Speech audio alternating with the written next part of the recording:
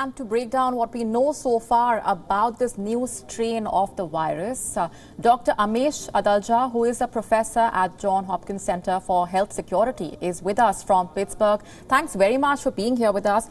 The Omicron variant has triggered global alarm. If you can start by telling us more about the general symptoms that have been noticed in the Omicron cases. Are they mild or severe?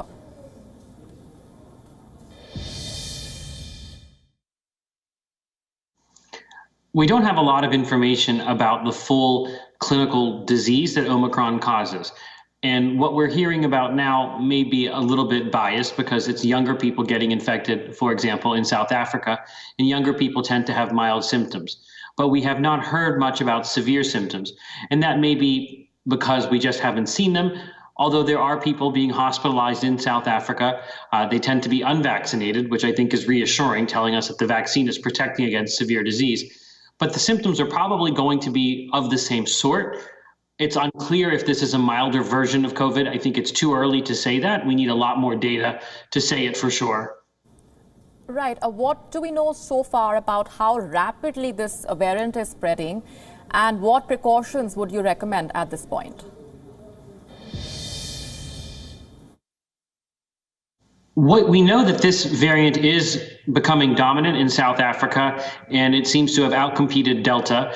Delta didn't seem to be present at a high degree before the Omicron variant appeared in South Africa. It is going to be very interesting to see how Omicron fares in a place where Delta is present, but because Delta may be able to get around prior immunity from the vaccine or infection, it may be able to outcompete Delta, not because it's more contagious, but because it can get around people's immunity.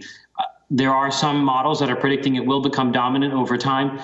It's unclear. I think we still need to see the epidemiological data to say that for sure.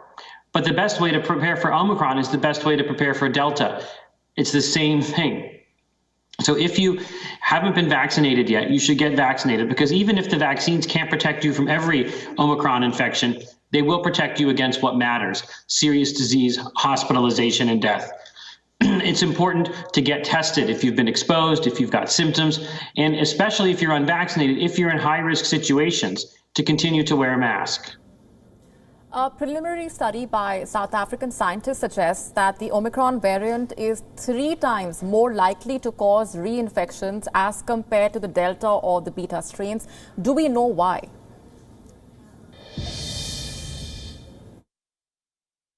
The Omicron variant is likely more able to cause reinfections because it has developed a lot of mutations that allow it to get around some of the immunity that you get after a prior infection.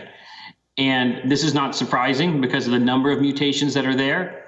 And we know that reinfections with coronaviruses are common in general.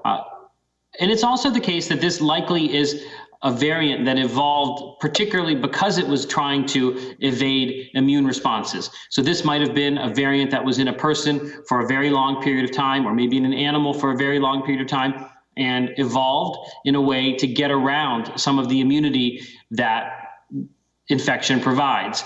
So this does seem to be something that reinfects at a much higher rate than other variants, and that may be why it's increasing its prevalence, even though South Africa has a high level of prior infection.